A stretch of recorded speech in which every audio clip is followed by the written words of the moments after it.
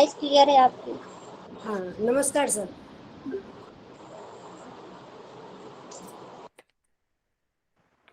प्रणाम मैम। झा जी को नमस्कार।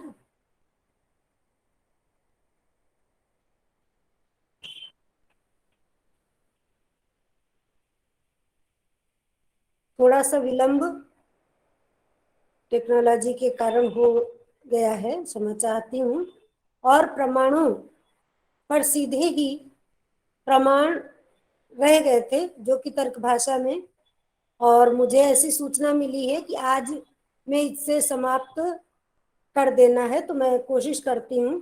हालांकि बड़ा है, थोड़ा सा आप समझने की कोशिश करेंगे और थोड़ा सा मैं इसको संक्षिप्त करने की कोशिश करती हूँ। तानि च प्रमाणानि चत्वारि, प्रमाण 4 हैं। प्रत्यक्ष अनुमान उपमान शब्दाः प्रमाणानि। प्रत्यक्ष अनुमान उपमान और शब्द। सर्वप्रथम प्रत्यक्ष प्रमाण जो है उसका उद्देश्य किया गया है। प्रत्यक्ष प्रमाण के विषय में किम पुनः प्रत्यक्षम, तो फिर प्रत्यक्ष प्रमाण क्या, यानी चारों प्रमाणों में से प्रत्यक्ष प्रमाण कौन सा है? साक्षात्कारी प्रमाकरणम प्रत्यक्षम। साक्षात्कारी प्रमा का करण प्रत्यक्ष है। प्रमाण में पढ़ा था प्रमा का करण प्रमाण है और साक्षात्कारी प्रमा का करण प्रत्यक्ष है। जैसे ही ये लक्षण पढ़ते हैं कि साक्षात्कारी प्रमा का करण प्रत्यक्ष है, वैसे ही मन में विचार आता है कि साक्षात्कारी प्रमा क्या है। बाकी प्रमा और करण ये पीछे आ चुका है। तो साक्षात्कारी प्रमा से क्या अभिप्राय है? साक्षात्कारिणी प्रमा सैवोच्यते या इंद्रियजा। साक्षात्कारिणी प्रमा वही कही जाती है जो इंद्रिय से उत्पन्न हो। सच द्विधा, और वह 2 प्रकार की है। सविकल्पक निर्विकल्पक भेदात, सविकल्पक और निर्विकल्पक के भेद से। तस्य करणम त्रिविधम, उसका करण 3 प्रकार का है। कदाचित इंद्रियम, कदाचित इंद्रियार्थ सन्निकर्षा, कदाचित ज्ञानम। कभी तो उसका करण इंद्रिय होता है, कभी उसका करण इंद्रियार्थ सन्निकर्ष होता है, और कभी उसका करण ज्ञान होता है। अब प्रश्न उत्पन्न होता है कि कब इंद्रिय करण होता है, कब इंद्रियार्थ सन्निकर्ष करण होता है, और कब ज्ञान करण होता है। तो वही तीनों प्रश्न किए गए हैं। कदा पुनः इंद्रियम करणम, इंद्रिय करण कब होता है? यदा, जब निर्विकल्पक रूपा प्रमा फलम, निर्विकल्पक रूप प्रमा फल होती है, तथा कि क्योंकि तब आत्मा मन सा संयुज्यते, आत्मा मन से संयुक्त होता है। मन इंद्रियेण, मन इंद्रिय से संयुक्त होता है, और इंद्रियम अर्थेन, इंद्रिय अर्थ से संयुक्त होती है। इंद्रियाणाम वस्तु प्राप्य प्रकाश कारित्व नियमात, एक नियम है कि इंद्रियां वस्तु को प्राप्त करके प्रकाशित करती है। यानी इंद्रियां श्रोत्र त्वक चक्षु जिह्वा घ्राण जो इंद्रियां हैं वे वस्तु को प्राप्त करके, यानी जो चक्षु इंद्रिय है वो आकार को, रूप को, श्रोत्र इंद्रिय शब्द को, ऐसे सभी सभी इंद्रियां अपने अपने विषय को प्राप्त करके ग्रहण करती हैं। ततो अर्थ सन्निकृष्टेन इंद्रियेण, तब अर्थ सन्निकृष्ट इंद्रिय के द्वारा, अर्थ सन्निकृष्ट इंद्रिय के द्वारा निर्विकल्पकम, निर्विकल्पक, नाम जात आदि योजना हीनम, नाम जाति आदि की योजना से रहित वस्तु मात्र अवगाही, केवल वस्तु मात्र का ज्ञान, किंचित इदम, यह कुछ है, इति ज्ञानम जन्यते, ऐसा ज्ञान उत्पन्न होता है। तस्य ज्ञानस्य इंद्रियम करणम, उस ज्ञान का इंद्रिय करण होता है। छिदाया इव परशु, जैसे छिदा और परशु, छिदा भी फल है और परशु का और दारु का संयोग जिससे कटना क्रिया होती, छिदा क्रिया होती है। इंद्रियार्थ सन्निकर्ष अवांतर व्यापार, इंद्रियार्थ सन्निकर्ष अवांतर व्यापार होता है। छिदाकरण से परशु और दारु संयोगा, और काटने वाले परस और दार का संयोग जो है वो छिदा माने काटना जो करण है, और परस के दार परसा जो कुल्हाड़ी है उसका और लकड़ी का संयोग वो होता है, करण होता है। निर्विकल्पकम ज्ञानम फलम, निर्विकल्प ज्ञान फल होता है। मैं क्षमा चाहती हूँ, 1 मिनट के लिए मुझे उठना पड़ेगा।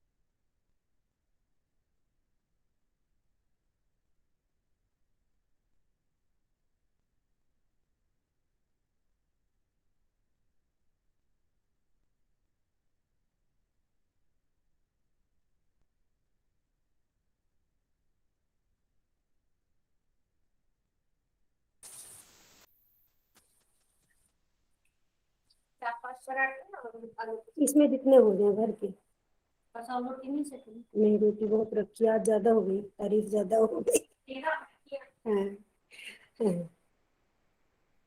तो ये इसके बाद में आता है, कदा पुनः इंद्रियार्थ सन्निकर्ष करणम। तो फिर इंद्रियार्थ सन्निकर्ष करण कब होता है? यदा, जब निर्विकल्पक अनंतरम, निर्विकल्पक ज्ञान के उपरांत सविकल्पकम, सविकल्पक नाम जाति आदि योजनात्मकम, नाम जाति आदि की योजना से युक्त डिथोयम, ये डिथ है, ब्राह्मणोयम, ये ब्राह्मण है, श्यामोयम, ये श्याम वर्ण का है, विशेषण विशेष्यावगाही ज्ञान उत्पद्यते, विशेष विशेषण को ग्रहण करने वाला ज्ञान उत्पन्न होता है। पीछे में आपने पढ़ा केवल ये कुछ है, ऐसा ज्ञान उत्पन्न होता है। लेकिन निर्विकल्पक के बाद जब सविकल्पक ज्ञान उत्पन्न होता है तो ये क्या है, कौन है, कैसा है, ऐसा ज्ञान उत्पन्न हो जाता है। तदा इंद्रियार्थ सन्निकर्ष करणम, तब इंद्रियार्थ सन्निकर्ष करण होता है। निर्विकल्पकम ज्ञानम अवांतर व्यापार, निर्विकल्पक ज्ञान अवांतर व्यापार होता है। और सविकल्पकम ज्ञानम फलम, सविकल्पक ज्ञान फल होता है। इसे आप लिख करके बना सकते हैं कि कब इंद्रिय जो है करण होता है, कब इंद्रियार्थ सन्निकर्ष करण होता है, और कब ज्ञान करण होता है। कदा पुनः ज्ञानम करणम, तो फिर ज्ञान करण कब होता है? यदा, जब उक्त सविकल्पकांतरम, कहे गए सविकल्पक के पश्चात, जो पहले नंबर पर था, नाम जाति आदि की योजना से किंचित सब कहे, और उसके बाद फिर सविकल्पक, ये ब्राह्मण है, ये बालक है, और ये श्याम वर्ण का, ऐसा ऐसा सविकल्पक अनंतरम, सविकल्पक के पश्चात हान उपादान उपेक्षा बुद्धया जायन्ते। ये बहुत महत्वपूर्ण बात है। हान माने त्याग, उपादान ग्रहण, और उपेक्षा, उपेक्षा मतलब ना त्याग ना ग्रहण, बुद्धया जायन्ते, बुद्धियां उत्पन्न होती हैं। तदा, तब निर्विकल्पकम ज्ञानम करणम, निर्विकल्प ज्ञान करण होता है। सविकल्पकम ज्ञानम अवांतर व्यापार, सविकल्पक ज्ञान अवांतर व्यापार होता है। और हान आदि बुद्धिया फलम, हान आदि बुद्धियां फल होती है। एक उदाहरण है, जैसे कि कहीं दूर कहीं जा रहे हैं, देखा दूर से कुछ लोग आ रहे हैं, तो सबसे पहले निर्विकल्प ज्ञान हुआ, नाम जाति आदि की योजना से रही कि कुछ लोग आ रहे हैं। जब वो पास आ गए तो वो तब देखा कि वो लुटेरे हैं, डाकू हैं, या वो सज्जन हैं, सन्यासी हैं, साधु हैं। तो क्या हुआ कि जब देखा अगर बंदूकधारी हैं, आतंकवादी हैं, तो हान, हान मैंने त्याग, त्याग की बुद्धि उत्पन्न हुई। जब पहले निर्विकल्प ज्ञान हुआ, ये कोई है, कुछ है, उसके बाद में कि ये ऐसा है, ये है, उसके बाद अगर वे जिनसे कि खतरा है, नुकसान है, तो हान त्याग की, तो तुरंत भाग लिए। और अगर देखा कोई संभ्रांत है, सज्जन है, साधु है, मित्र है, तो फिर क्या हुआ, फिर उपादान, उनके ग्रहण की बुद्धि हुई, उनको बुलाया, उनसे बातचीत की, उनको घर ले गए, उनका आतिथ्य किया।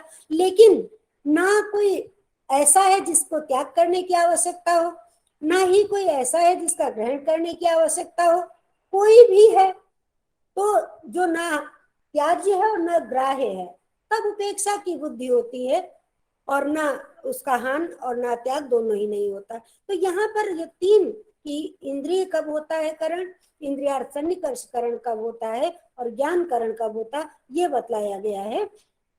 फिर है तज्जन्य जन को अवांतर व्यापार, जैसे पीछे आया था गुणानाम अत्यंता भावा भावा योग्यता, ऐसा ही ये है कि बिल्कुल सीधे ना कहकर यही तर्क है, यही न्याय है। तज्जन्य जन को अवांतर व्यापार, यहाँ ये बतलाया गया है कि अवांतर व्यापार क्या है, उससे उत्पन्न से उत्पन्न को उत्पन्न करने वाला तज्जन्य, उससे उत्पन्न, फिर तज्जन्य उससे उत्पन्न यानी उत्पन्न से उत्पन्न, फिर है जनक, उत्पन्न से उत्पन्न को उत्पन्न करने वाला अवांतर व्यापार, अवांतर व्यापार कहलाता है। यथा जैसे कुठार जन्य, कुठार से उत्पन्न, कुठार दारु संयोग, कुठार दारु संयोग, फिर कुठार जन्य तज्जन्य है तो फिर उससे उत्पन्न कुठार से उत्पन्न छिदा जन का, छिदा काटना, क्रिया कटना, इसको जन का माने उत्पन्न करने वाला, तो ये अवांतर व्यापार कहलाता है। तज्जन्य जन को अवांतर व्यापार, उससे उत्पन्न को उत्पन्न करने वाला, उससे उत्पन्न को उत्पन्न करने वाला अवांतर व्यापार। अत्र कश्चिदा, यहाँ किसी और का कथन यानी नैयायिकों के अतिरिक्त सविकल्पक आदि नाम अपि इंद्रिय में करणम, सविकल्पक आदि में भी इंद्रिय ही करण होती है। नैयायिकों का कहना है कि पहले निर्विकल्पक ज्ञान होता है, बाद में सविकल्पक ज्ञान होता है, और इसमें इन्होंने इंद्रिय इंद्रियार्थ सन्निकर्ष और ज्ञान को अलग अलग करण माना है। लेकिन उनका कहना है कि सविकल्पक के बाद जो ज्ञान होता है उनमें, सविकल्पक ज्ञान जो होता है उनमें भी इंद्रियां ही करण होती है। यावन्ति तु अंतरलिकानि सन्निकर्षादीनि तानि सर्वाणि अवांतर व्यापार। इन्होंने न्यायिकों ने जो बताया है उन्होंने अलग अलग बताया कि इसमें ये अवांतर व्यापार है, इसमें ये है, इसमें ये है, और इनका कहना है कि नहीं, सब में अवांतर व्यापार जो है वो सन्निकर्ष ही होते हैं। तो सन्निकर्ष क्या है इसे बताया गया, ये बहुत महत्वपूर्ण न्याय दर्शन की चीजें षोढ़ा सन्निकर्ष के नाम से आता है। षड्विध सन्निकर्ष या षोढ़ा सन्निकर्ष, छह सन्निकर्ष। सन्निकर्ष का मतलब क्या है, इंद्रिय के द्वारा वस्तु को प्राप्त करना, ग्रहण करना। सम नि कृष गए, इंद्रिय जो खींच करके लाती है अपने विषय को अपने तक,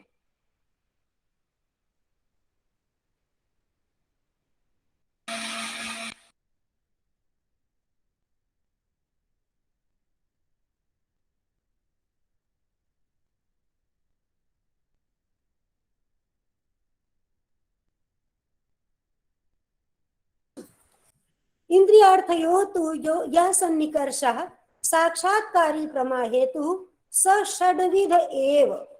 एक दिन मैंने आपको और बताया था कि एव पद निश्चय का जो है अवधारक होता है।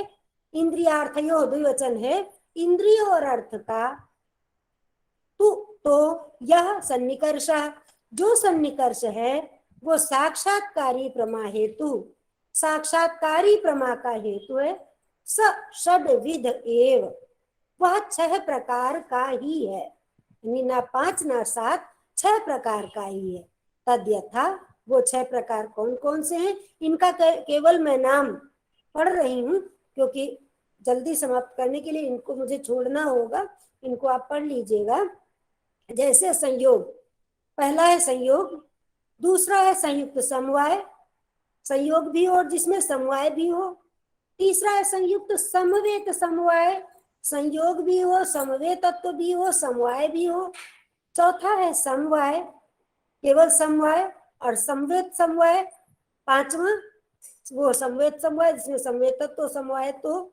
और छठा बिल्कुल अलग है, विशेष विशेषण भावश्च, विशेष विशेषण भाव।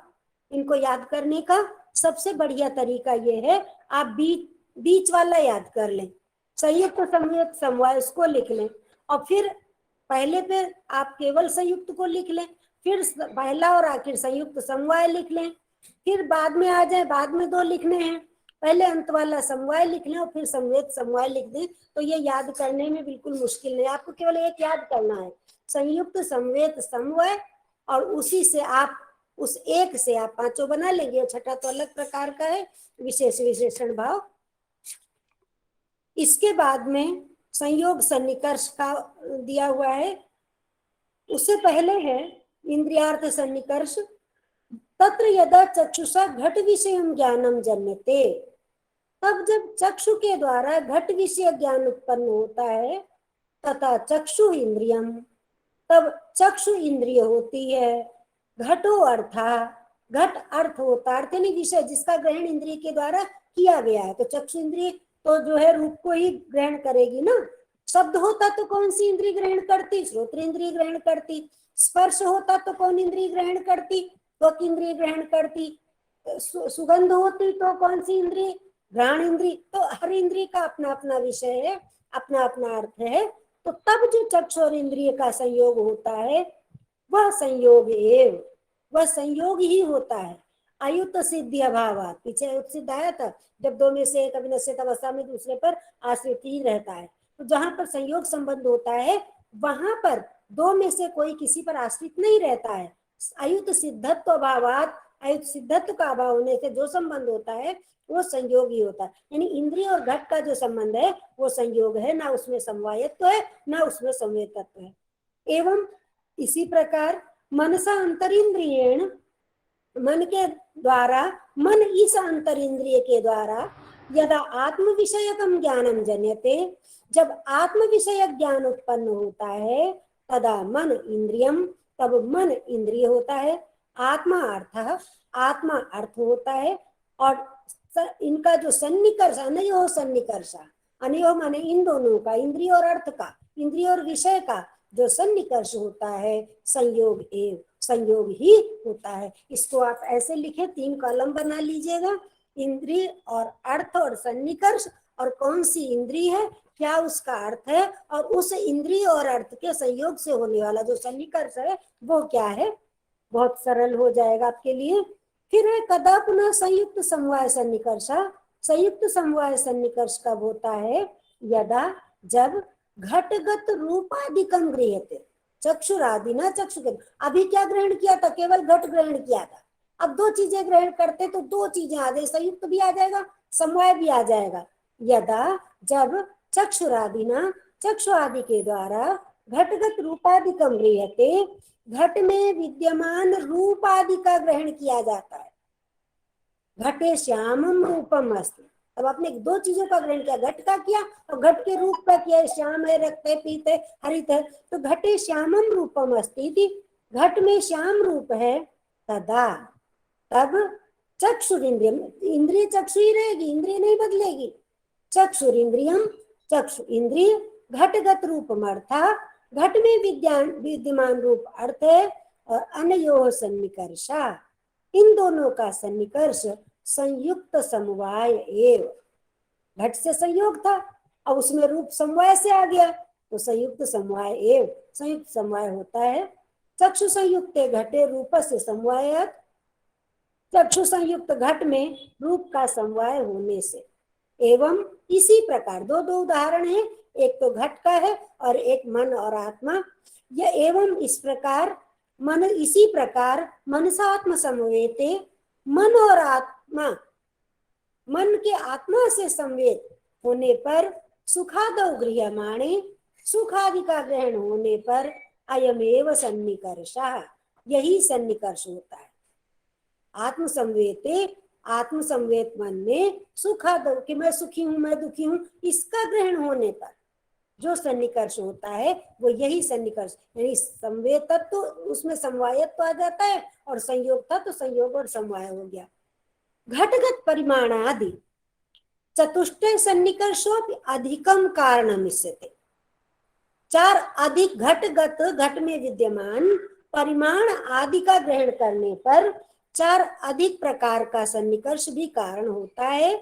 सत्यपि संयुक्त समवाय तदभावे दूरे परिमाण आदि अग्रहणात्, क्योंकि जब कोई चीज बहुत दूर होती है, सत्य होने पर भी संयुक्त समवाय, संयुक्त समवाय के होने पर भी, तद अभावे दूरे, उसके अभाव में दूर होने पर, परिमाण आदि अग्रहणात्, परिमाण आदि का वैसा ग्रहण नहीं होता। जैसे जब बहुत दूर पर कोई चीज होती तो कितनी छोटी सी दिखाई देती है, तो उतनी छोटी थोड़ी ना होती है।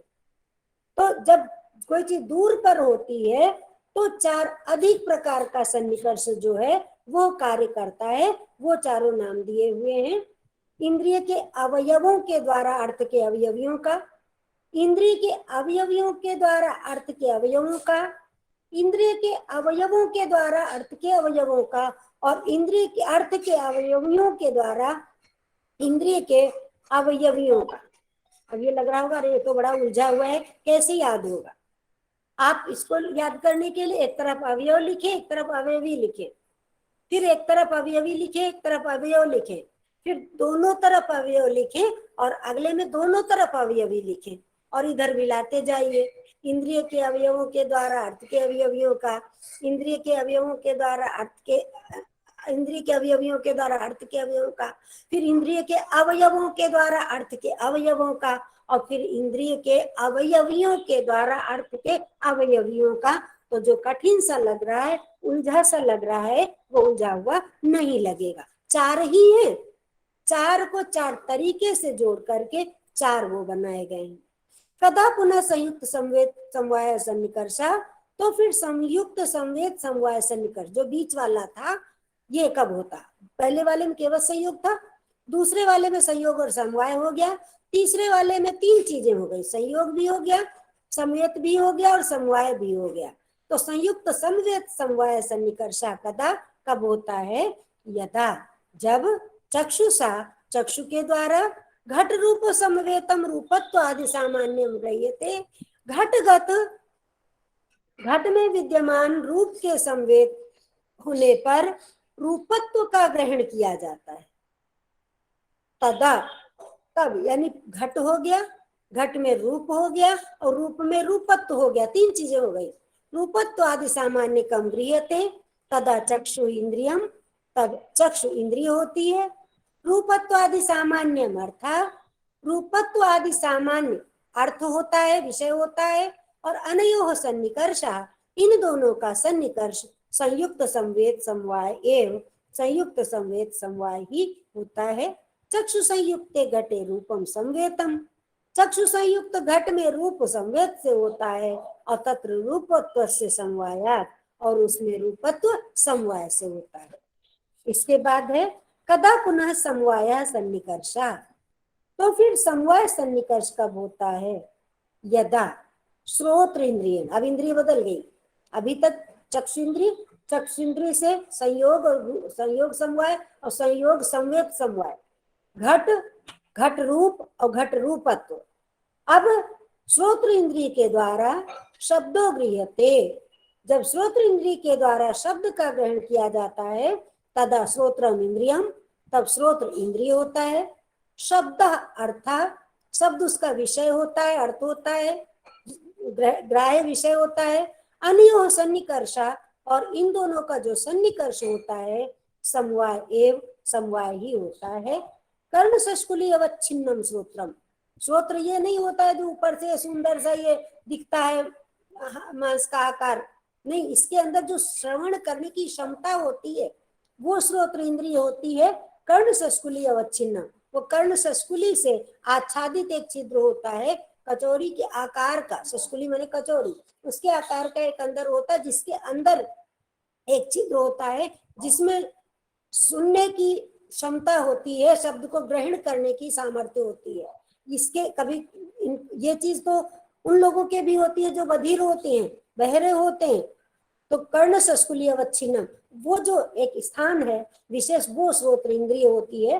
श्रोतस्य आकाशमकत्वात् शब्दस्य च आकाश गुणत्वात् गुण गुणिनोः समवायात्, इसमें श्रोत्र के आकाशात्मक होने से, शब्दस्थ शब्द में स्थित, आकाश गुणत्वात् आकाश गुण होने से, गुण गुणिनोः समवायात्, गुण गुणी का समवाय है। जैसे गुणी में गुण समवाय से रहते हैं, अवयवी में अवयव समवाय से होते हैं, तो जैसे ये जो है यहाँ पर समवाय सन्निकर्ष हो गया। तदा पुनः संवेद समवाय सन्निकर्ष। संवेद समवाय सन्निकर्ष कब होता है? यदा पुनः जब शब्द समवेतम शब्दत्वादिकम, शब्द में समवेत शब्दत्व आदि, सामान्यम सामान्य श्रोत्रेन्द्रियेण गृह्यते, श्रोत्र इंद्रिय के द्वारा ग्रहण किया जाता है। जैसे घट ग्रहण किया था चक्षु इंद्रिय के द्वारा घटत्व ग्रहण किया था, ऐसे जब शब्द ग्रहण करते हैं तो शब्दत्व भी ग्रहण करते हैं। तो जब शब्द संवेद शब्दत्व आदि सामान्य का श्रोत्रेंद्रिय के द्वारा ग्रहण किया जाता है, तदा तब श्रोत्र इंद्रियम, श्रोत्र इंद्रिय होता है, शब्दत्व आदि सामान्य अर्थ, शब्दत्व आदि सामान्य उसका विषय होता है, अर्थ होता है। अनयो सन्निकर्षा, इन दोनों का सन्निकर्ष संवेद समवाय एवं संवेद समवाय ही होता है। श्रोत्र संवेद शब्दे शब्दत्व समवायात, श्रोत्र संवेद शब्द में शब्दत्व जो है वो समवाय से होता है।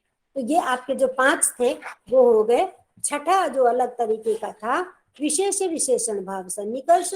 कदा पुनः विशेष विशेषण भाव सन्निकर्ष होता है? यदा जब चक्षुषा संयुक्त भूतले, चक्षु संयुक्त पृथ्वी पर, पृथ्वी तल पर, भूतल पर घटा भावो गृह्यते, घट के अभाव का ग्रहण किया जाता है, घट के अभाव का। ये भूतले घटो नास्ति। तदा तब विशेष विशेषण भाव संबंध, विशेष विशेषण भाव संबंध होता है। तदा तब चक्षु संयुक्त भूतलस्य, चक्षु संयुक्त भूतल पर घटादि अभावो, घट आदि का अभाव विशेषणम, विशेषण होता है। भूतलम विशेष्यम, और भूतल विशेष होता है। यदाच, इसका दूसरा उदाहरण, इसमें 3 उदाहरण दिए हैं। यदाच, और जब मन संयुक्त आत्मनि, मन से संयुक्त आत्मा में सुखादि अभावो गृह्यते, सुख आदि का अभाव ग्रहण किया जाता है। मैं सुखी नहीं हूं, अहम सुख रहित इति, इस प्रकार। तदा तब मन संयुक्त आत्मनः, मन संयुक्त आत्मा में सुखादि अभावो विशेषणम, सुखादि का अभाव विशेषण होता है। यदा, और जब श्रोत्र समवेते गकारे, अभी शब्द और शब्दत्व तो बात आई थी ना, तो श्रोत्र समवेते गकारे, श्रोत्र समवेत गकार में किसी ने जब ग कहा, घत्वा भावो गृह्यते, घत्व का अभाव ग्रहण किया जाता। यदि कहा ग तो क्या ग्रहण किया? घा नहीं है। तो गकारे, गकार में घत्वा भावो गृह्यते, घत्व का अभाव ग्रहण किया जाता है। तदा तब श्रोत्र समवेतस्य गकारस्य, श्रोत्र समवेत गकार का घत्वा भावो विशेषणम, घत्व का जो अभाव है वो विशेषण होता है। तदेवं संक्षेपता, तो इस प्रकार संक्षेप में पंचविध संबंधानि आत्म संबद्ध, 5 प्रकार के संबंधों से युक्त विशेषण विशेष भाव लक्षणेन, यानी 5 जो एक प्रकार के थे वो, और छठा विशेष विशेषण, इन सन्निकर्षेण, षड्विध सन्निकर्ष के द्वारा छठे वाले से अभाव का ग्रहण किया जाता है, और 5 प्रकार से, 5 जो है एक प्रकार के हैं उनसे, और छठे से अभाव का ग्रहण, उससे संयोग का ग्रहण किया जाता है। एवं समवायो भी, इसी प्रकार से समवाय भी है। चक्षु संबद्ध से तंतोर विशेषण भूतम पटा समवाय गृह्यते, यह तंतुषु पट समवाय इति। चक्षु संबद्ध तंतु, इस विशेषण भूत पट, इस विशेषण में पट समवायो गृह्यते, पट के समवाय का ग्रहण किया जाता है। कि तंतुषु पट समवाय, तंतुओं में पट समवाय से है। तदेवं षोडश सन्निकर्ष, ये जो 6 प्रकार का सन्निकर्ष है उसी को सार कहा गया है। इसके बाद तद, फिर जो है बौद्ध मत का निराकरण किया गया है। उन्होंने अपना प्रत्यक्ष प्रमाण का लक्षण दिया है, और आचार्य केशव मिश्र जी के द्वारा उसका खंडन किया गया है। तदेवं व्याख्यातम प्रत्यक्षम, ये प्रत्यक्ष प्रमाण पूरा हुआ। जितने जो 4 प्रमाण है, सभी प्रमाणों की प्रक्रिया है। प्रत्यक्ष प्रमाण की प्रक्रिया भी है, अनुमान प्रमाण की है, उपमान प्रमाण की, इसको प्रत्यक्ष की प्रक्रिया, अनुमिति, उपमिति, ये सब शब्द हैं। तो अभी हम अनुमान प्रमाण जो बताएंगे उससे पहले आप इसको प्रत्यक्ष जो प्रमाण है इसको बहुत अच्छी तरीके से तैयार करेंगे। इसमें प्रत्यक्ष के 4 अंग हैं, आत्मा का मन के साथ, मन का इंद्रिय के साथ, इंद्रिय का अर्थ के साथ। जहां आया है 3 बार है, आत्मा के मन के साथ संयोग, मन का इंद्रिय के साथ संयोग, इंद्रिय का अर्थ के साथ जब संयोग होता है तब ज्ञान की उत्पत्ति होती है। यही संक्षेप में प्रत्यक्ष प्रमाण की प्रक्रिया है, प्रत्यक्ष की प्रक्रिया है। अब हम आते हैं अनुमान प्रमाण पर। अनुमान प्रमाण देखें, लिंग परामर्शो अनुमानम, लिंग परामर्श अनुमान है। कितना सुंदर लगता है देख करके, छोटा सा लक्षण, अरे इतना सा बस, लिंग परामर्श अनुमान है, अनुमान प्रमाण याद हो गया। नहीं, लिंग क्या है, परामर्श क्या है, और इसमें ये काफी जो है बड़ा सा हो जाता है।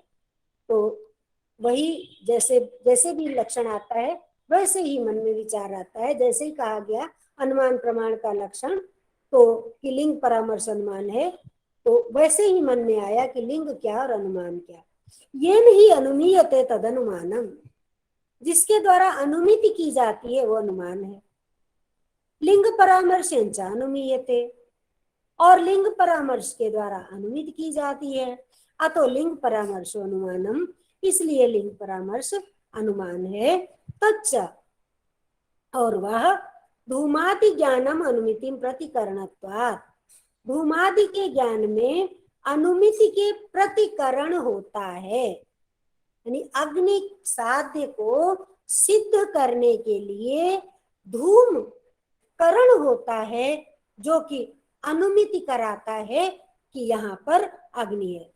अग्नि आदि ज्ञानम अनुमिति, अग्नि आदि का ज्ञान अनुमिति होता है। तत्करणम धूमादि ज्ञानम, और उसका करण धूम आदि ज्ञान होता है।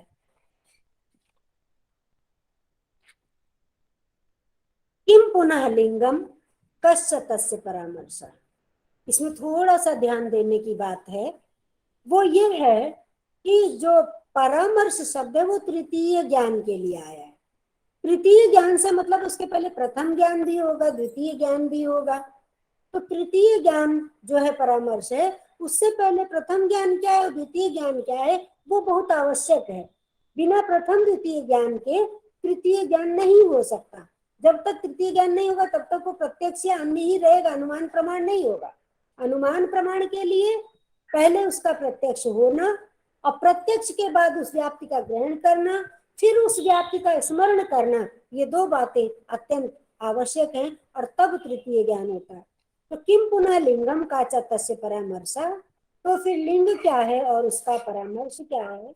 उच्यते, कहा जा रहा है, बतलाया जा रहा है, व्याप्ति बलेन अर्थ गमकम लिंगम, व्याप्ति के बल से अर्थ का गमक, गमक माने बोधक, सूचक या ज्ञापक, व्याप्ति के बल से अर्थ का बोधक लिंग होता है। व्याप्ति के बल से अर्थ का बोधक लिंग होता है। यथा धूमो अग्नि लिंगम, जैसे धूम जो है वो अग्नि का लिंग है, क्योंकि आगे यत्र धूमा तत्र अग्नि का उदाहरण चलेगा साथ में बराबर। तथा यत्र धूमस तत्र अग्नि, क्योंकि जहां धुआं वहां अग्नि, यत्र धूमा तत्र अग्नि, जहां धुआं वहां अग्नि। इति साहचर्य नियमो व्याप्ति, ये साहचर्य का नियम व्याप्ति है। तो साहचर्य व्याप्ति क्या है, साहचर्य का नियम। सहचर सहचर, सहचरस्य भाव सहचर्य, तो सहचर साथ साथ रहने का, जहां धुआं वहां अग्नि, यत्र धूमा तत्र तस्याम गृहीतायामेव व्याप्तौ, तो व्याप्ति का ग्रहण करने पर धूमो अग्निम गमयति, धूम और अग्नि का बोध हो जाता है। अतो व्याप्ति बलेन अग्नि अनुमापकत्वात्, इसलिए व्याप्ति के बल से अग्नि का अनुमापक होने से धूम अग्नि लिंगम, धूम्र अग्नि का लिंग है। यद्यपि यत्र यत्र, अगर इसको बताने लगेंगे तो बहुत समय चला जाएगा, और इसको ये खंडन मंडन है, इसको आप थोड़ा सा अपने आप से देखेंगे, क्योंकि शब्दशः पढ़ाने में फिर आगे रह जाएगा। तो अनुमान प्रमाण हम सोच रहे थे आज पूरा कर दें। यहाँ पर यह बतलाया गया कि साहचर्य का नियम जो होता है वो स्वाभाविक होता है, और एक उदाहरण दिया हुआ है, यत्र यत्र मैत्री तन्यत्वम तत्र तत्र जो है श्यामत्वम, तो इसमें ये उदाहरण दिया कि कोई मैत्री नाम की महिला, उसके 7 पुत्र हुए, 7 श्याम वर्ण के हुए, उसके बाद 8वां पुत्र गौर वर्ण का हो गया। तो वहां पर जो संबंध वो व्याप्ति वाला संबंध नहीं है, वहां पर जो संबंध है वो औपाधिक संबंध है, क्योंकि 7 पुत्र श्याम वर्ण के हुए खान पान जन्य जो है व्यतिक्रम से, और 8वां पुत्र गौर वर्ण का। अगर वो साहचर्य नियम होता, स्वाभाविक संबंध होता, तो 8वां पुत्र भी जो है वो श्याम वर्ण का होता। तो इस प्रकार से खंडन मंडन है, इसको आप अपने आप देख लीजिएगा। जबकि यत्र धूमा तत्र अग्नि, ये स्वाभाविक संबंध है कि यत्र धूमा 1 बार 2 बार 8 बार 10 बार, हर बार वही उसका जो है उदाहरण आता है। फिर उपाधि आया है, उपाधि को उसी को समझाया गया है कि मैत्री तनयत्व और श्यामत्व का जो संबंध है वो धूम्र और अग्नि जैसा संबंध क्यों नहीं है, ये चीज यहाँ पर बतलाई गई है। इसके बाद तेन धूम अग्नि और समय का संबंध है।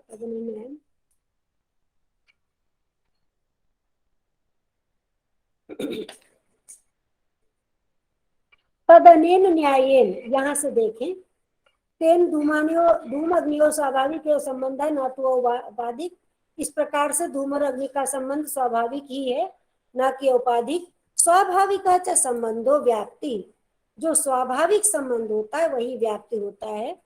तद अनेन न्यायेन, तो इस न्याय से धूम अग्नि और व्याप्त गृहमाणायाम, धूम और अग्नि की व्याप्ति का ग्रहण होने पर महान से यद धूम ज्ञानम तत्प्रथमम, महानस, महानस माने पाकशाला, रसोई, महान से यद धूम ज्ञानम, महानस में जो धूम ज्ञान होता है, तत्प्रथमम, प्रथम द्वितीय तृतीय तृतीय ज्ञान परामर्श है, इसलिए प्रथम ज्ञान क्या है, जो महानस में धूम्र और अग्नि का साहचर्य नियम से जो व्याप्ति होती है वो प्रथम ज्ञान है।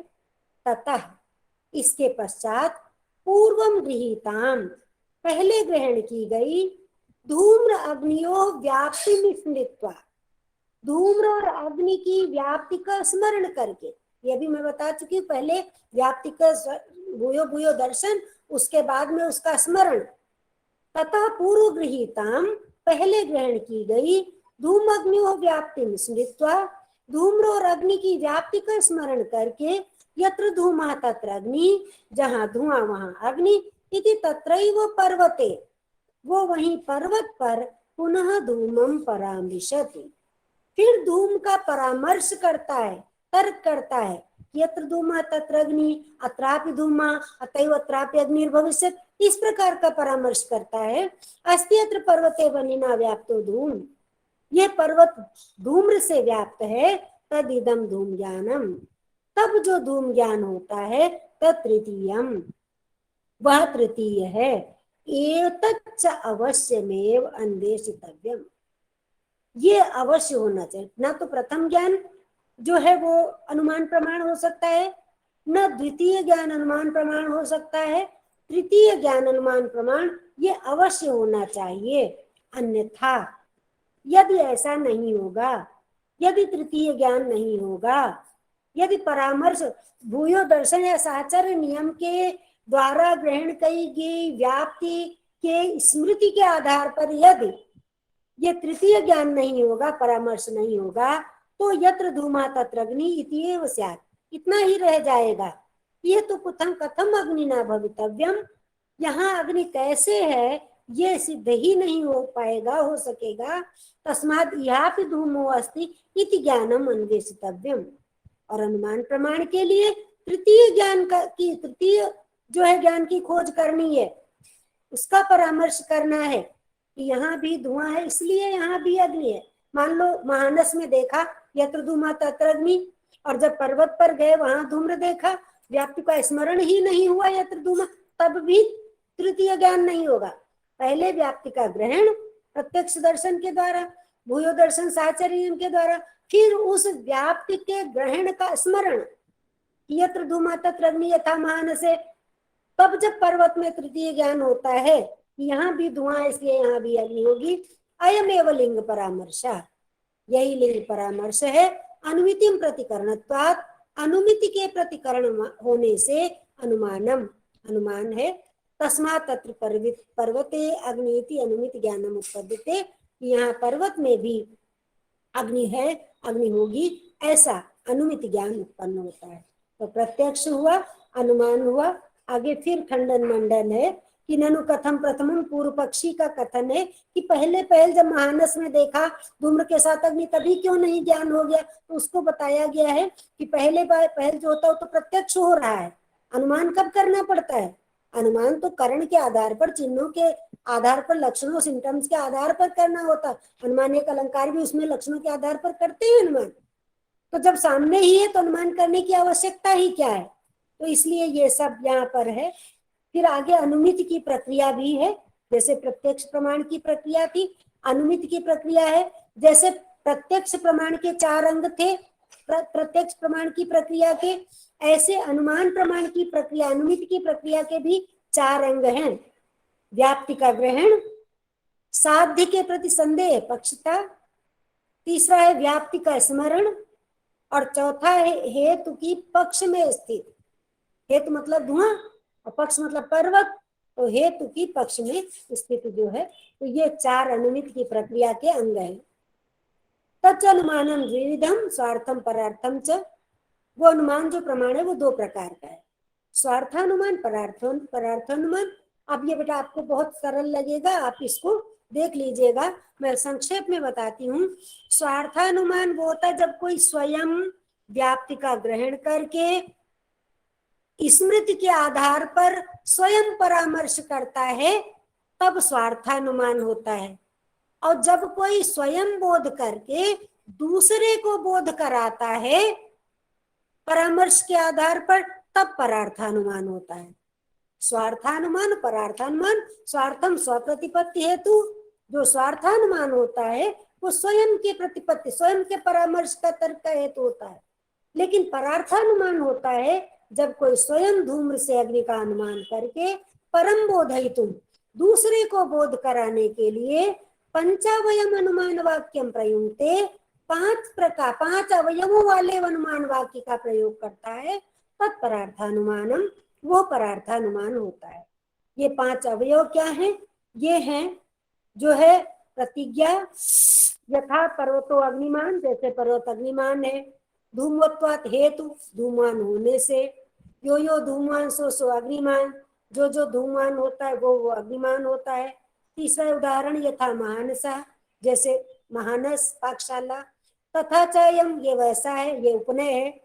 तस्मात्, तथा इसलिए वैसा भी है, ये वैसा यानी धुएं वाला है, इसलिए वैसा भी है यानी अग्निमान भी है। उपनय और निगमन ये पंचावयव अनुमान वाक्य है। इस पंचावयव अनुमान वाक्य के द्वारा जब कोई स्वयं धूम्र से अग्नि का अनुमान करके दूसरे को उसका बोध कराता है, तो वहां पर परार्थानुमान होता है।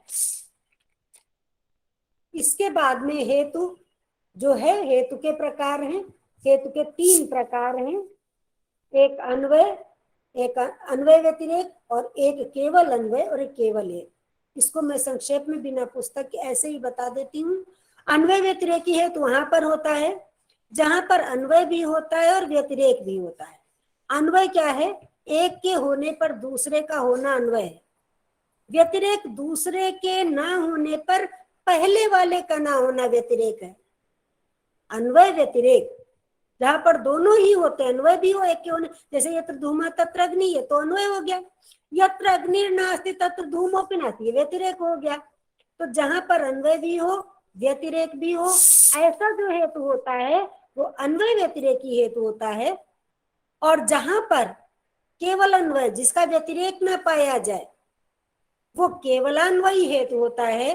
और जिसका अन्वय ना पाया जाए, केवल व्यतिरेक हो, वो केवल व्यतिरेकी हेतु होता है। इनको आप पढ़िएगा, आ जाएगा समझ में, कुछ कठिन नहीं है। फिर इसके बाद में हेतु के साथ में ही केवल व्यतिरेकी और केवल अन्वयी हेतु हो गया। कुछ लोगों ने ये कहा कि यत्र धूमा तत्र अग्नि, ये जब अन्वय व्यतिरेकी है तो इसे केवल अन्वय से क्यों सिद्ध किया गया? तो उसके उत्तर में कहते हैं कि ऐसा इसलिए किया गया कि एक सरल मार्ग हो, एक कठिन मार्ग हो, तो क्या करते हैं, सरल मार्ग से गंतव्य तक पहुंचना पसंद करते हैं। व्यतिरेक मार्ग थोड़ा कठिन है, एक के होने पर दूसरे का होना कितना सरल लग रहा, लेकिन दूसरे के ना होने पर पहले का थोड़ा कठिन लग रहा। तो इसलिए, और है कुछ भी नहीं, यत्र धूम तत्र अग्नि, ये तो अन्वय हो गया।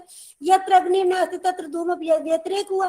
तो जब सरल मार्ग से ही सिद्ध हो रहा है तो उसको कठिन मार्ग से क्यों सिद्ध किया जाए, इसलिए इन्होंने यत्र धूम तत्र अग्नि के द्वारा सिद्ध किया है। पर ये जो हेतु है ये अन्वय व्यतिरेकी हेतु है।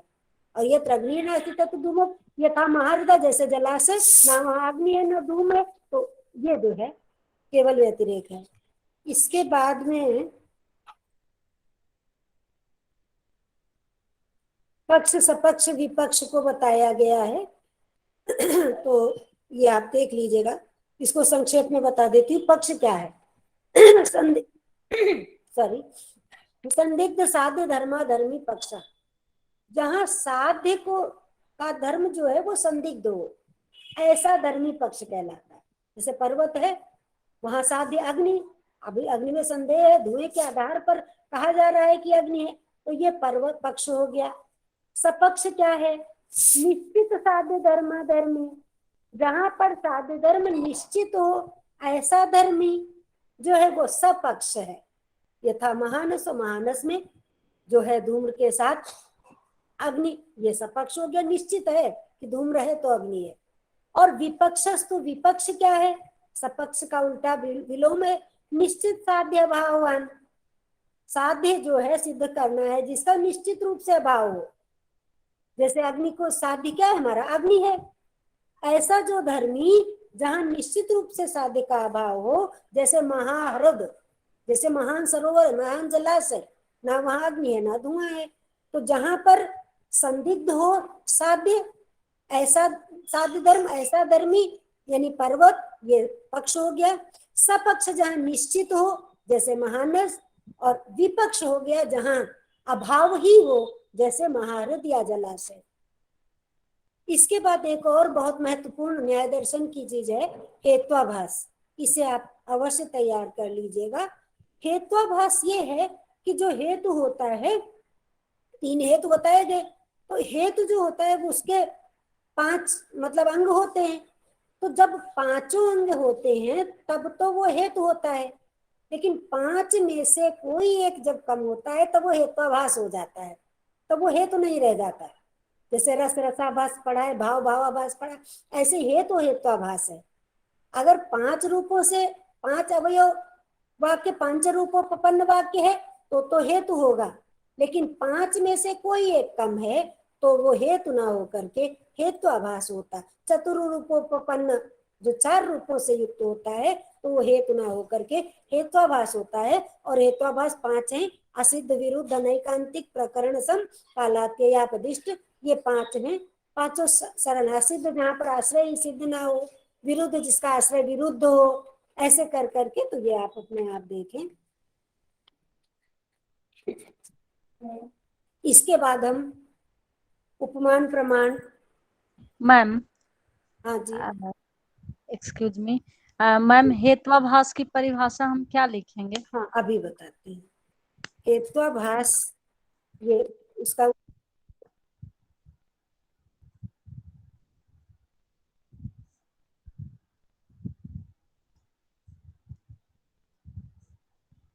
शायद मेरे हिसाब से कभी हेत्वाभास की परिभाषा नहीं एग्जाम पे पूछी जाती है। मैम प्लीज अनम्यूट कर लीजिएगा, प्लीज अनम्यूट। हाँ मैम आप फिर म्यूट हो गई हैं। पंच रूपोपन्न वाक्य है, 5 में से जो कम एक होता वही हेत्वाभास होता है। पंच रूपोपन्न में से जब 4 रूपों से युक्त होता है तो वो हेत्वाभास होता है, और जब 5 रूपों से युक्त वाक्य होता है तो हेतु होता है। इसके बाद में है ये उपमान प्रमाण। ये सबसे छोटा सा, सचमुच छोटा सा है, बहुत सरल है। अतिदेश वाक्यार्थ स्मरण सहकृतम गो सादृश्य विशिष्ट पिंड ज्ञानम उपमानम। अतिदेश वाक्य के स्मरण के साथ सब में कुछ न कुछ ऐसा है जो ध्यान में रखने वाला। जैसे प्रत्यक्ष में था साक्षात्कारी प्रमा क्या है, दूसरे वाले में आ गया तृतीय ज्ञान परामर्श क्या है, इसमें आ गया अतिदेश वाक्य क्या है, अभी आगे आएगा। अतिदेश वाक्यार्थ स्मरण सहकृतम गो सादृश्य विशिष्ट पिंड ज्ञानम उपमानम। अतिदेश वाक्य के स्मरण के साथ गो सादृश्य गाय जैसे, विशिष्ट पिंड ज्ञानम विशेष पिंड का ज्ञान, उपमानम उपमान प्रमाण है। यथा जैसे, जैसे एक उपमा अलंकार है, उसमें क्या विशेषता होती, उसकी विशेषता यही तो है, उपमा दी जाती है। ऐसे उपमान प्रमाण में भी उपमा ही दी जाती है अतिदेश वाक्य के स्मरण के साथ। इसमें भी अतिदेश वाक्य के अर्थ का स्मरण ये एक विशिष्ट तत्व है। जैसे गवयम अजानन्न पिनागरिको, गाय को ना जानता, अजानन्न गवयम अजानन्न, नील गाय को ना जानने वाला नागरिक भी, यथा गौ तथा गवयः, जैसी गाय वैसी नील गाय। अब गाय कैसी होती है, ऐसा तो बहुत कम कोई ही होगा जो नहीं जानता होगा, और नील गाय सब नहीं जानते। तो यदि कोई नील गाय कहे तो उसको नागरिक नहीं समझ पाएगा, क्योंकि नील गाय जो जंगली पशु है, जंगली गाय है, जंगली पशु है। तो लेकिन जो आरण्यक है, जो कोई वनवासी है, वो नील गाय को जानता हो और वो नगर में आए और बताए कि जैसी गाय वैसी नील गाय, तो क्या होगा, समझ जाएंगे ना, क्योंकि गाय देखी, गाय जैसा जो भी होगा। और फिर जब वन में जंगल में या देखा तो कहा जैसी गाय वैसी नील गाय, तो ये तो वैसी ही है, तो ये नील गाय है। तो जानन्न इति वाक्यम, इस प्रकार के वाक्य के द्वारा कुतश्चित आरण्यकात् पुरुषात् श्रुत्वा, किसी वनवासी पुरुष से सुनकर, वनम गतो, वन जाने पर, वाक्यार्थम स्मरण, वाक्यार्थ का स्मरण करके, यदा गो सादृश्यम विशिष्टम पिंडम पश्यति, जब गाय जैसे विशिष्ट पिंड को देखता है, वहां पर भी अगर याद ही ना आए कि जैसी गाय वैसी नील गाय, तो वहां भी उपमित नहीं कर पाएगा। तो जब स्मरण करता है तदा, तब वाक्यार्थ स्मरण सहकृतम, उस वाक्यार्थ अतिदेश वाक्य के अर्थ के स्मरण के साथ ही वो सादृश्य विशिष्ट पिंड ज्ञानम, गाय जैसे, गाय के समान विशिष्ट पिंड ज्ञान का उपमान होता है। और उपमित के करणत्वात्, उपमित के प्रति करण होना, जो अतिदेश वाक्य का स्मरण है, अतिदेश वाक्य के स्मरण के साथ उस विशिष्ट पिंड का ज्ञान होता है और उपमित के प्रति करण होता है। जैसे उसमें अनुमित के प्रतिकरण था, इसमें उपमित के प्रतिकरण है। अतिदेश वाक्य क्या है, जो समानता बतलाने वाला वाक्य होता है, वो अतिदेश वाक्य कहलाता है। जैसी गाय वैसी नील गाय, तो ये अतिदेश वाक्य है, क्योंकि नील गाय से गाय की समानता बतलाने वाला जो वाक्य है वो यथा गौ तथा गवया, ये अतिदेश वाक्य है। तो अतिदेश वाक्य और अतिदेश वाक्य का स्मरण नागरिक के द्वारा, किसी नगर में, शहर में रहने वाले व्यक्ति के द्वारा, किसी वनवासी से सुनकर कि जैसी गाय वैसी नील गाय, वन में जाने पर जब नील देखता है तो उसे स्मरण हो कि वनवासी ने बताया था कि जैसी नील गाय वैसी, जैसी गाय वैसी नील गाय, तो ये नील गाय होगी। इस प्रकार की जो उपमिति है ये भी वैसा है, इस प्रकार की उपमिति जो है होती है, तो आपका उपमान प्रमाण होता है। इसके बाद अंत में शब्द प्रमाण है। और अनामिका जी, आपने कहा था कि आज ही पूरा कर दें, तो मुझे लग रहा है क्या शब्द प्रमाण को संक्षेप में बता देती हूँ, तो फिर आज ही पूरा, अकॉर्डिंग संक्षेप में बता दीजिए। हाँ, तो आज ही पूरा करने की बात कही थी ना आपने, तो फिर ये आज ही पूरा हो जाएगा, ठीक है। हाँ। आप्तवाक्यम शब्द, आप्तवाक्य शब्द है। आप्तवाक्य प्रमाण भी होता है। आप तो कहते हैं ऐसे व्यक्ति को जो जन सामान्य से हटकर कोई विशिष्ट व्यक्ति होता है, एक ऐसा व्यक्ति जिसकी बात को सभी एक मत से स्वीकार करते, निर्विरोध स्वीकार करते हैं, जैसे जब 3 प्रमाण प्रत्यक्ष अनुमान और शब्द प्रमाण जब सांख्य दर्शन में पढ़ते हैं तो उसमें आता है तीसरा प्रमाण ही शब्द प्रमाण, आप्तवाक वचन प्रमाण है। तो उसमें कुछ चीजें होती है जो यथावत स्वीकार की गई होती हैं किसी और के, कि जैसे अमुक पेड़ पर जो है देवता निवास करते हैं, अमुक खंडहर में जो यक्षिणी है या भूत प्रेत, तो ये क्या है किसी ने नहीं देखा, वो आप्त वचन के आधार पर कि इंद्र जो है उसके देवता हैं, ये सब ऐसे जो आप्त जनों के द्वारा जो कहे गए वचन होते हैं जिनको यथावत सभी लोग स्वीकार कर लेते हैं, वो आप्तवाक्य प्रमाण कहलाता है। आप्तवाक्यम शब्द, आप्त जनों का जो वाक्य है आप्तवाक्य शब्द कहलाता है। आप्तस्तु, अब आपके मन में, अभी आपको तो नहीं पता, आप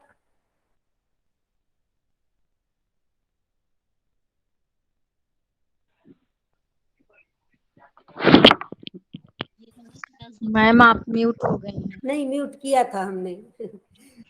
आप्त वाक्य, आप्तस्तु, आप्त तो यथाभूतस्य अर्थस्य उपदेष्टा पुरुषः, यथाभूतस्य अर्थस्य उपदेष्टा, जैसा है वैसा कहने वाला, यथार्थ का कथन करने वाला पुरुष जो होता है उसको आप्त कहते हैं। ऐसा व्यक्ति आप्त कहलाता है। चल पड़े जिधर दो डगमग में चल पड़े कोटि पगुसी हो, ऐसा व्यक्ति आप्त कहलाता है जिसके जो है यथावत जिसकी कही गई बात को सत्य मानकर स्वीकार कर लिया जाए। वाक्यम तु, अब जो शब्द प्रमाण का लक्षण है, सॉरी, इसमें केवल 2 शब्द हैं, आप्त और वाक्य। आप्त तो पता चल गया, अब आ गया वाक्य। वाक्य क्या है? वाक्यम तु आकांक्षा योग्यता सन्निधि मताम पदानाम समूह। आकांक्षा, योग्यता और सन्निधि से युक्त पदों का समूह वाक्य है। शब्द प्रमाण भी बहुत महत्वपूर्ण चीज है और इसको तैयार करने से आपकी भाषा विज्ञान की भी कई चीजें, आपका जो पूरा वाक्य विज्ञान है उसकी बहुत सारी चीजें इसमें आ जाती है। तो वाक्य क्या है? आकांक्षा, योग्यता और सन्निधि से युक्त, मत युक्त पदानाम समूह, जो पदों का समूह है वो वाक्य है। अतएव, इसीलिए, गौ हो, अश्व, पुरुषो, हस्ती, अगर कहा जाए गाय, घोड़ा, पुरुष, हाथी, तो क्या ये वाक्य है? नहीं, क्योंकि पदान इति पदानि ना वाक्यम, ये पद वाक्य नहीं है। क्यों नहीं है? क्योंकि परस्पर आकांक्षा विरहात, क्योंकि परस्पर आकांक्षा का अभाव है। ना पुरुष को गौ से, ना अश्व को पुरुष से, किसी को किसी से कोई आकांक्षा नहीं है। और वाक्य की परिभाषा क्या है? आकांक्षा भी हो, योग्यता भी हो, सन्निधि भी हो। तो ये वाक्य इसलिए ही नहीं रह गया क्योंकि इसमें आकांक्षा का अभाव हो गया। योग्यता सन्निधि हो तो भी वाक्य नहीं है। तो ये जो है आकांक्षा के अभाव के कारण वाक्य नहीं है। वह्निना सिंचेत, आग से सींचना चाहिए, व्याकरणिक दृष्टि से तो बिल्कुल शुद्ध है, लेकिन फिर भी ये वाक्य नहीं है। ये वाक्य क्यों नहीं है? क्योंकि इसमें योग्यता का अभाव है। क्योंकि आग क्या सिंचन का कार्य कर सकती है? नहीं कर सकती है। तो आग से सींचना चाहिए, आग में सिंचन की योग्यता नहीं है, तो ये वाक्य भी नहीं है। क्योंकि वाक्य की परिभाषा क्या है? आकांक्षा, योग्यता और सन्निधि से युक्त जो पदों का समूह है वह वाक्य कहलाता है। तो योग्यता के विरहात, योग्यता के से रहित होने के कारण न ही अग्नि से कयो परस्पर अन्वय योग्यता अस्ति, क्योंकि अग्नि और सिंचन कार्य में परस्पर अन्वय योग्यता नहीं है। तथा ही अग्निना इति तृतीया से कृत कार्यं कृत कारणत्वम अग्नि प्रतिपादितम न च अग्नि सेके करणी भवितुम योग्यता योग्य, वही कि अग्नि में जो है जिसे तृतीया के द्वारा बताया गया सिंचन कार्य के लिए, तो उसमें सिंचन कार्य करने की योग्यता नहीं है। तेन कार्य कारण भाव लक्षण संबंधे अग्नि सेकयो अयोग्यत्वात्, इसलिए कार्य कारण होने पर भी इसके संबंध में अग्नि और सिंचन इन दोनों में अयोग्यता के कारण, योग्यता न होने के कारण अग्नि न सिंचेत, अग्नि से सींचना चाहिए, ये वाक्य नहीं है। एवं इसी प्रकार पहले आकांक्षा को बतला दिया गया कि गौ अश्व घोड़ा पुरुष ये सब वाक्य नहीं है। क्यों नहीं है? क्योंकि आकांक्षा नहीं है। फिर योग्यता को बतला गया, अग्निना सिंचित, आग से सींचना चाहिए, इसमें आग में सिंचन की योग्यता नहीं, तो योग्यता नहीं है। तीसरा बतलाने जा रहे सन्निधि का अभाव, अगर सन्निधि का अभाव है तो भी वाक्य नहीं है। एक एवं एक एक शाह प्रहरे, एक पृथक पृथक प्रहर में असह उच्चरितान, साथ न कहे गए गाम आने, गाय लाओ। कोई सुबह कह दे गाय और शाम को कहे लाओ, इति पदान, यह पद भी वाक्यानि ना, वाक्य नहीं, वाक्यम न, वाक्य नहीं। क्यों वाक्य नहीं है? क्योंकि इसमें सन्निधि का अभाव, आकांक्षा का अभाव होने पर भी वाक्य नहीं है, योग्यता का अभाव होने पर भी वाक्य नहीं है, सन्निधि का अभाव होने पर भी वाक्य नहीं है। गौ पुरुष अश्व घोड़ा, वहां आकांक्षा का अभाव, इसलिए वाक्य नहीं है। अग्निना सिंचित में योग्यता का अभाव है, इसलिए वाक्य नहीं है। और गाय लाओ ये वाक्य शुद्ध है, लेकिन अगर सुबह गाय कहा जाए, शाम को लाओ कहा जाए, तो ये भी वाक्य नहीं, क्योंकि इसमें सन्निधि का अभाव है। सत्यपि परस्पर आकांक्षायाम सत्यामत परस्पर अन्वय योग्यतायाम परस्पर सानिध्य अभाव, इसमें आकांक्षा योग्यता तो है लेकिन सन्निधि नहीं है, इसलिए गाय, गाय की आकांक्षा भी है, योग्यता भी है गाय, लेकिन आकांक्षा योग्यता के बाद भी सन्निधि के अभाव में यहाँ पर ये वाक्य नहीं है। यानी तो साकांक्षाणी योग्यतावंत सन्निहितानि पदानि तानि वाक्यम, जो साकांक्ष योग्यतावान सन्निधि युक्त पद होते हैं वे ही वाक्य होते हैं। जैसे जो ज्योतिष्टोमेन स्वर्ग कामो यजेत, ज्योतिष्टोम यज्ञ करना चाहिए स्वर्ग की कामना से, स्वर्ग की कामना से ज्योतिष्टोम यज्ञ करना चाहिए, ये वाक्य है। इसमें आकांक्षा भी है, योग्यता भी है और सन्निधि भी है। यानी तीन में से कोई एक भी कम है तो वाक्य नहीं होगा। वाक्य तभी होगा जब ये तीनों आकांक्षा, योग्यता और सन्निधि एक साथ हों।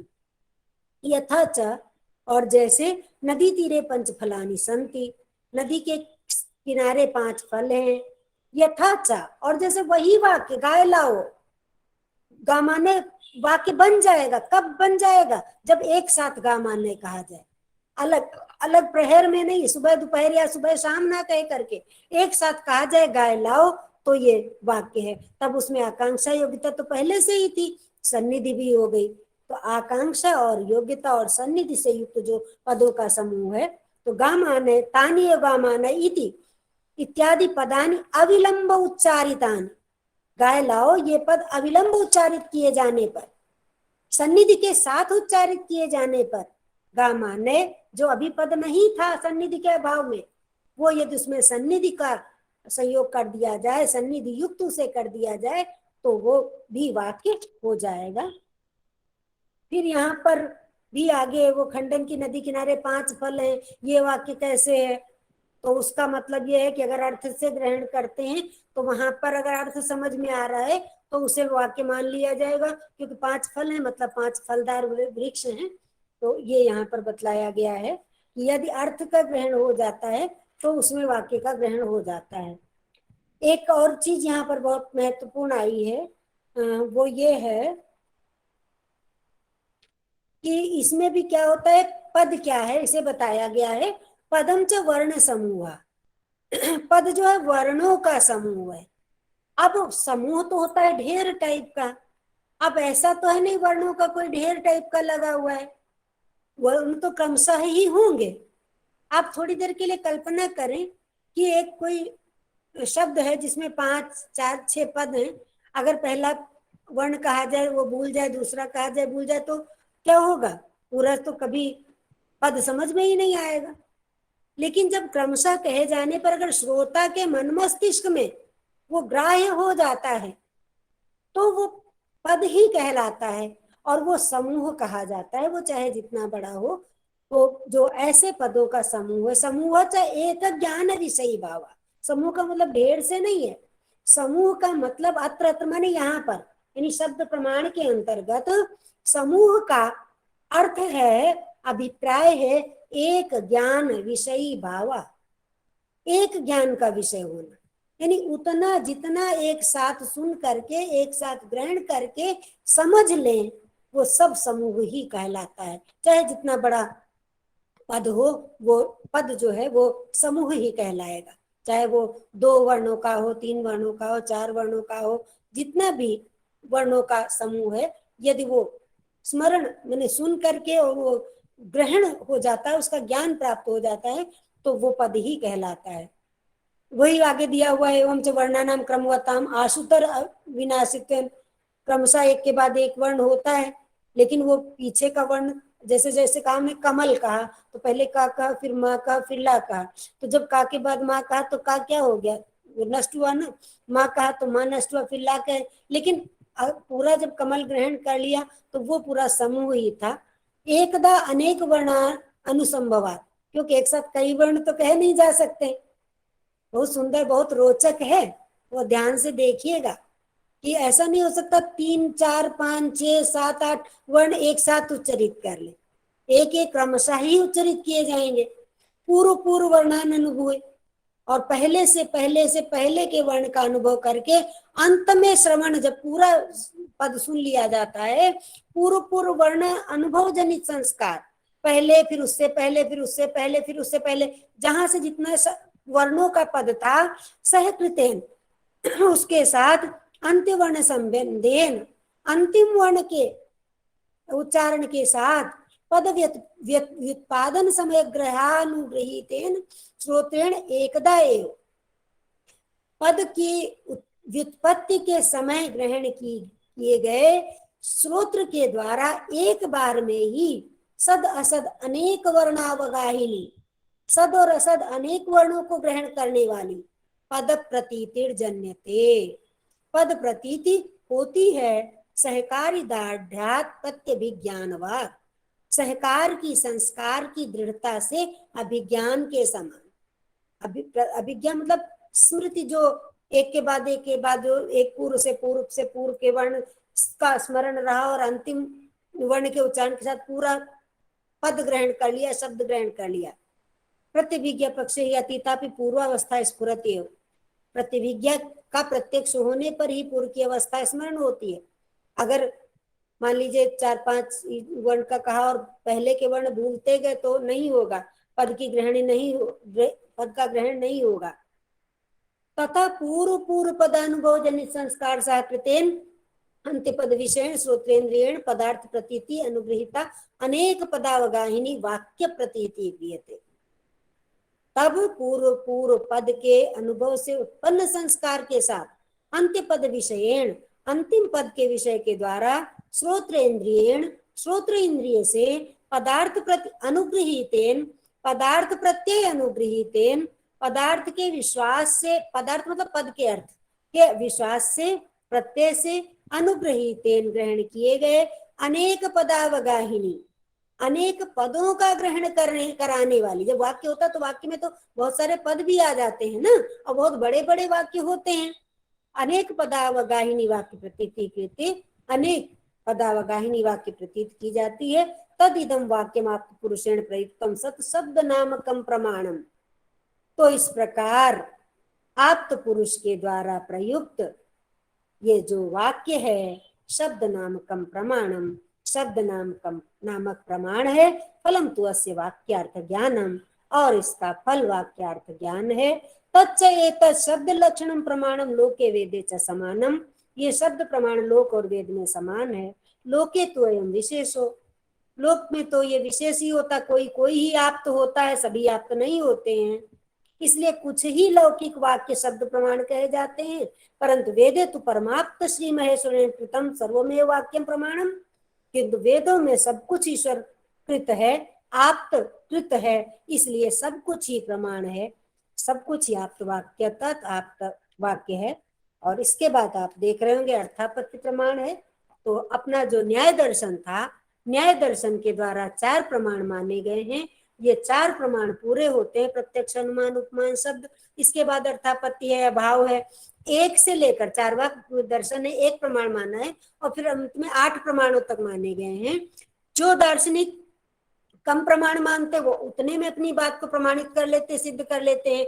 जो ज्यादा मानते हैं वो उतने में मानते हैं, उतने में अपने प्रमाण को, अपनी प्रमिति को सिद्ध कर पाते हैं।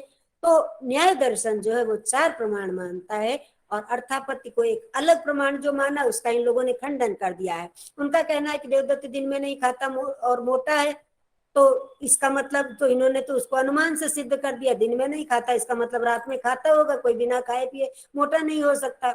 ऐसे ही अभाव प्रमाण को दिया, ये भूतले घटो नास्ति, तो कहते हैं ये भूतले घटो नास्ति, यहाँ पर भूतल पर घट नहीं, तो वो तो कह रहे प्रत्यक्ष से ही सिद्ध कर दिया कि अगर होता तो दिखाई ना देता। तो हम जो है चार प्रमाण हमारे जो न्याय दर्शन में है वो पढ़े और हमें जो समझ में आया जितना था वो मैं आपको कितना दे सकी ये आप बेहतर बता सकते हैं। और भविष्य में भी कभी आवश्यकता हो तो आप हमसे हमारी सेवा ले सकते हैं। और हमसे बस आज के लिए मैं यहीं पर अपनी बात को समाप्त करती हूँ। अगर कोई प्रश्न हो, क्योंकि बहुत जल्दी में बहुत कम समय में करने का प्रयास किया है, तो ये स्वाभाविक है कि कितना समझ में आया होगा, लेकिन जितना भी समझ में आया है उसको आप उसके आधार पर और स्वयं अध्ययन करेंगे, क्योंकि सब आप बहुत उच्च स्तर के विद्यार्थी हैं और सब एंट्रेंस एग्जाम की तैयारी कर रहे हैं, तो मुझे लग रहा है इतने मार्गदर्शन से आप बहुत अच्छा कर सकेंगे। धन्यवाद। हाँ, एक एक करके आप लोग मैम से क्वेश्चन कर लीजिएगा।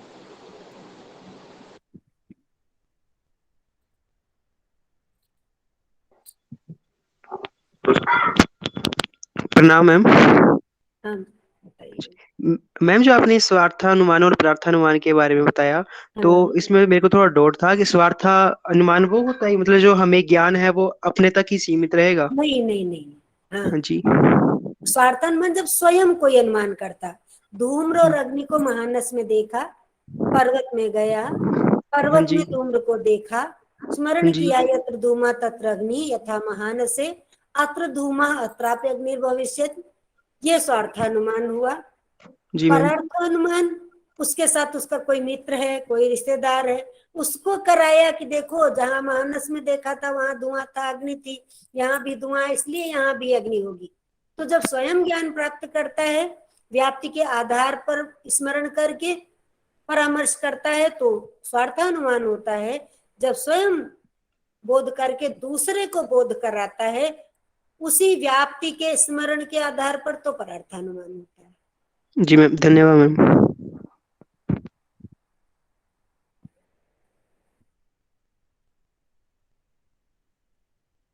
हाँ, अगला वैशाली शुक्ला। मैम चलिए, हाँ मेरा एक हाँ मेरी आवाज आ रही है?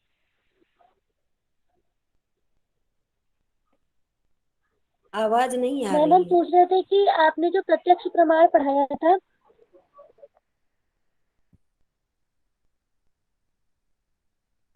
मैम अब आ रही है वॉइस?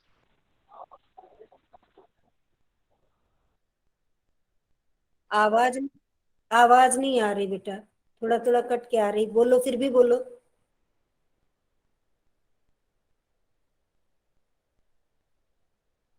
क्वेश्चन आप चैट बॉक्स पे लिख दीजिएगा। हाँ लेकिन पढ़ के बताना, हम इसमें पढ़ के नहीं वो कर पाएंगे, ठीक है? क्वेश्चन पढ़ के हाँ, बताना ओके बेटा। मैं हेल्प कर दूंगी। मैम तब तक मेरा एक क्वेश्चन था, जैसे कि ये 3 हेतु हो जाते हैं, हाँ इसमें केवलान्वयी, हाँ बताओ। अन्वय व्यतिरेकी और केवल हाँ व्यतिरेकी। तो इसमें अन्वय क्या होता है और व्यतिरेक क्या केवल होता है? व्यतिरेक। हाँ, अन्वय होता एक के होने पर दूसरे का होना, जैसे यत्र धूमा जहां धुआं, तत्र अग्नि वहां अग्नि, एक के होने पर दूसरे का होना हो गया। और व्यतिरेक होता है दूसरे के ना होने पर, व्यतिरेक का क्रम बदल जाता है, ठीक है ना इनका? दूसरे के ना होने पर पहले वाले का ना होना। जब अन्वय कहेंगी तो पहले कहेंगी यत्र धूमा तत्र अग्नि, जहां धुआं वहां अग्नि। लेकिन जब व्यतिरेक करेंगी तो अग्नि को पहले लाएंगी, जहां अग्नि नहीं वहां धुआं भी नहीं, ये व्यतिरेक। ठीक, और कोई? और मैम अगला क्वेश्चन, जैसे कि जो तर्क भाषा के अनुसार जो केशव मिश्र हैं वो 6 पदार्थ मानते हैं, हम्म तो उसके बाद अगर जब प्रतिपाद्य विषय की हम चर्चा करते हैं कि प्रमाण और प्रमेय आदि में, तो वो सोडस पदार्थ लिखा जाता है, तो पहले तो हम 6 पदार्थ पढ़ते हैं, इकट्ठे 16 कैसे आ जाते हैं? 6 पदार्थ कौन से? जैसे मेरा क्वेश्चन है, पहला 2 क्वेश्चन में अलग-अलग तारतम्य आपस में बैठा रही थी।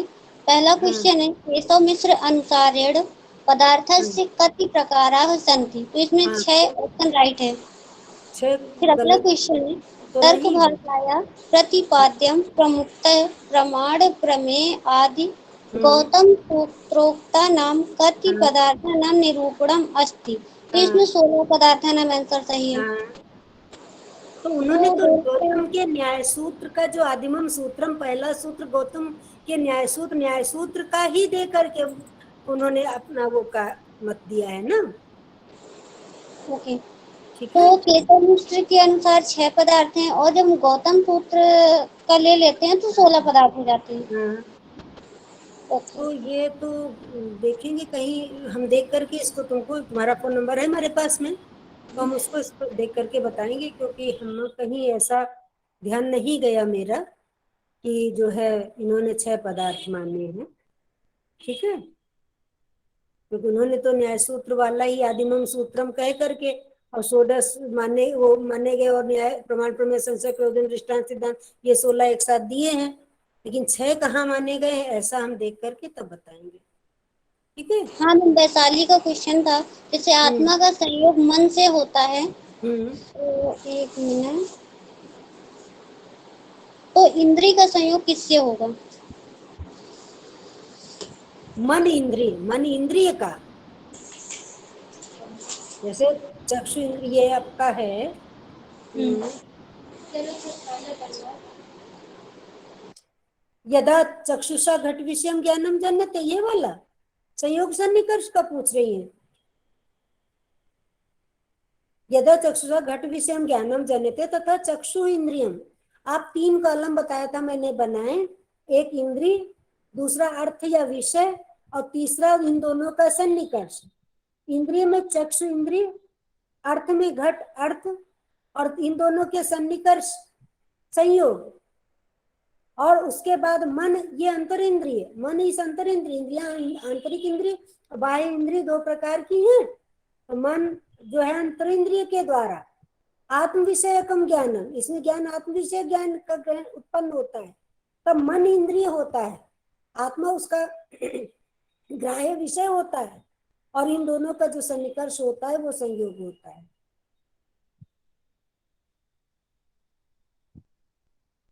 हेलो वैशाली जी, आंसर मिल गया आपको या अभी कहीं पे डाउट है? चैट बॉक्स पे आप रिप्लाई दे दे तो अच्छा है। हाँ रिप्लाई देते हैं, पूछते हैं अच्छे से।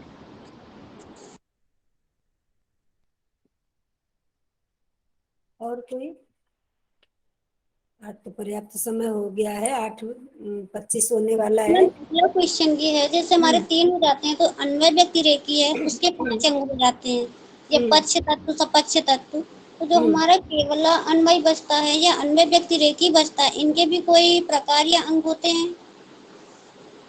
नहीं, पक्ष विपक्ष सपक्ष तो सब में होता है, क्योंकि आपको अन्वय और व्यतिरेक जो ये आपके जो सिद्ध करने हैं, तो पक्ष वही पक्ष और सपक्ष विपक्ष भी 3 आए थे, तो 3 ये तो सब में ही होंगे, एक में सपक्ष नहीं होगा, एक में विपक्ष नहीं होगा।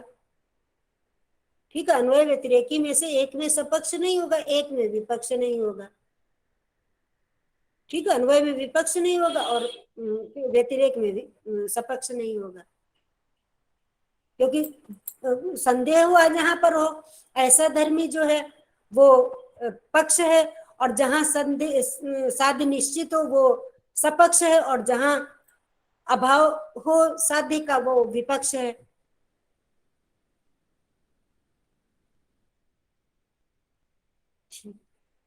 ठीक है, बंद किया जाए।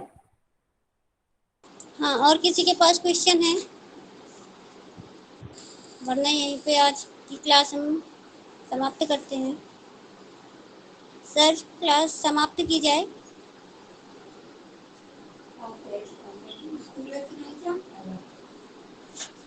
बहुत बहुत धन्यवाद मैम, इतने कम टाइम में आप इतने पूरे जटिल विषय वस्तु को हम लोगों को समझाया इतने सरल शब्दों में, उसके लिए बहुत बहुत धन्यवाद। बस आपको और अच्छा लगा हो, आप लोगों से को समझ में आया हो, यही हमारी सफलता है। तो ठीक है, फिर बंद करती हूँ। सभी को शुभ हाँ, रात्रि। क्लास धन्यवाद समाप्त कर। महोदया, शुभ रात्रि। प्रणाम।